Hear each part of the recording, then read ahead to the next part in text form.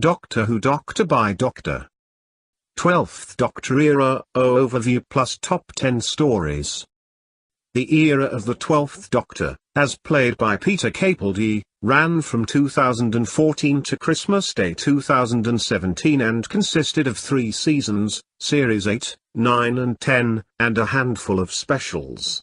Capaldi's era was overseen by new series showrunner Stephen Moffat, who had also overseen the era of his immediate predecessor Matt Smith. The 12th Doctor was initially accompanied by Clara Oswald, played by Jenna Coleman, who had joined the 11th Doctor in the second half of his final season, before being replaced in Series 10 by the somewhat more down-to-earth Bill Potts, played by Pearl Mackie, and a slightly unusual male companion in the form of quasi-android Nardole, played by comic actor Matt Lucas. Capaldi's casting was greeted with a mixture of horror by certain elements of new series fandom, appalled by the casting of an older man instead of a young heartthrob, and delight by most elements of classic series fandom for almost exactly the same reason. However, both the mainstream audience and hardcore fanbase found much to criticize in the 12th Doctor's era, with most of the complaints directed at Moffat and the tired scripts rather than the lead actor, though the latter also failed to win over a sizable portion of fans thanks to the inconsistent and initially unsympathetic characterization he was given. The character of Clara also came in for massive criticism, with many fans finding her an overbearing and insufferably smug little Miss Perfect Mary Sue who seemed to get more attention than the lead character at times. And while Bill and Nardole seemed to be somewhat popular with most fans, and Capaldi and his era in general certainly have their hardcore supporters, as is always the case with any Doctor, the great majority of fandom seems to now regard the 12th Doctor's era as one of the biggest missed opportunities in the history of the series and a potentially great Doctor mired in mediocrity thanks to a production team that was well past its prime. Top 10 12th Doctor Stories. 10. The Pilot. The pilot kicked off Capaldi's third and final season, Series 10, with an obvious intent to try and freshen up a show even the production team appeared to realize was going stale. It's hardly the greatest of episodes, but both Bill as the primary new companion and the 12th Doctor's new status as a manic university professor work to usher in a sense of something new, and the story, if slight, is enjoyable enough. 9. Smile. The Happiness Patrol meets the Empty Child is the best way to sum up this Series 10 tale that looks great and, while again going over old ground, does so in a pretty entertaining fashion. It is certainly a vast improvement on the writer's previous effort, Series 8's scandalously and hilariously awful In the Forest of the Shite. 8. Face the Raven. Doctor Who meets Harry Potter, but sadly not Hermione Granger, with the discovery of a mysterious hidden alley in London where strange things happen. A solid slice of urban fantasy with a punched-the-air happy ending. 7. Under the Lake.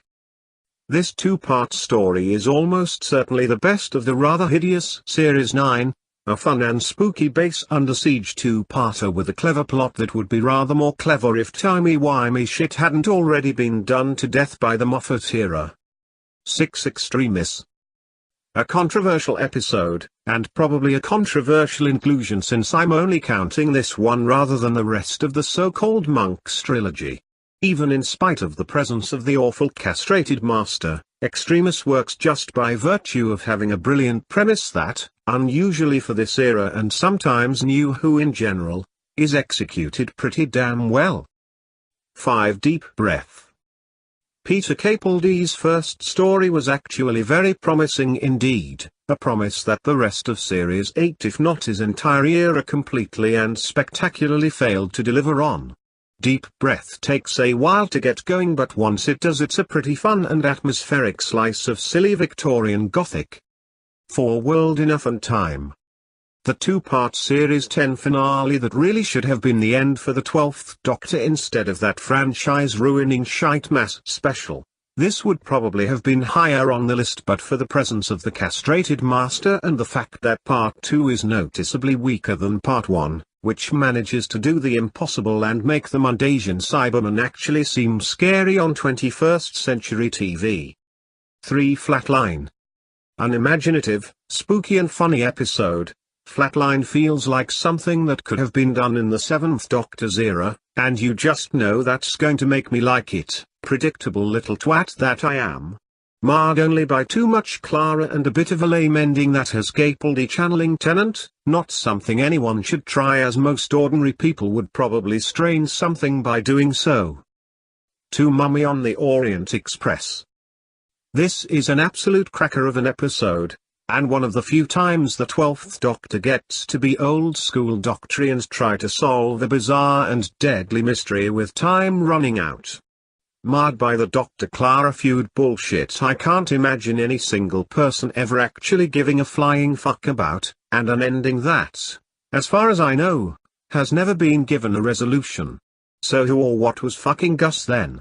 Answers on a postcard, pleasey weezy. 1. Oxygen. Probably the best overall 12th Doctor story, and the third in the list from Jamie Matheson, a rare example of a new series writer who actually seems to comprehend what show he's supposed to be writing for. Oxygen is just a cracking outer space horror story that works on every level, marred only by, well, not much actually. A great showcase for Capaldi and for his Series 10 crew, particularly Nardole, and an all-round fine story. I'll make no bones about it, and if you've ever seen any of my other New Who reviews you probably know already, but I pretty much hated this era. Yeah, it wasn't without some good ones, as the above list demonstrates, but for the most part, for me, this era was a fucking train wreck. I didn't even start to connect to Capaldi until his last season. I fucking hated Clara with the fiery passion of 1,000 suns, and most of his era was, in a word, garbage. If the Matt Smith era had started spectacularly and then slowly but surely descended into the mire, the Capaldi era started off covered in shit and never quite managed to wash away the stink, even in the somewhat less toxic Series 10. It is my least favorite overall era in the history of the series, even beating my previous least favorite, the frequently hideous Tennant era, and while the Moffhard Brigade will no doubt be fuming, the highest rating I can give the era of the 12th Doctor is a pretty appalling F.